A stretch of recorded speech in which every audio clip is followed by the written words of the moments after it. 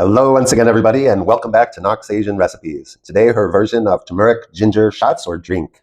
So these are the ingredients you're going to need: turmeric, ginger, cinnamon, orange juice, palm sugar, and cardamom seed. And she's going to chop them up to make it easier to blend them, and she'll do the same with the turmeric. So now that she has it in the blender, she'll add about a cup of water and blender it up.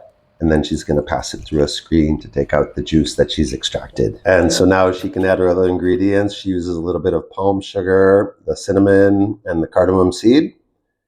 Get it all in there and get it ready to cook. She's going to cook it on medium heat for about 20 to 30 minutes. And here Noc is going to add about a tablespoon of turmeric powder to make it stronger turmeric. And she's going to add her orange juice into it now and mix it up. And just cook it again on low, medium heat for about 5 more minutes. So once it's had a chance to cool down after this cooking, then it's just ready to drink. Some people will drink a shot of it like this, warm for health benefits.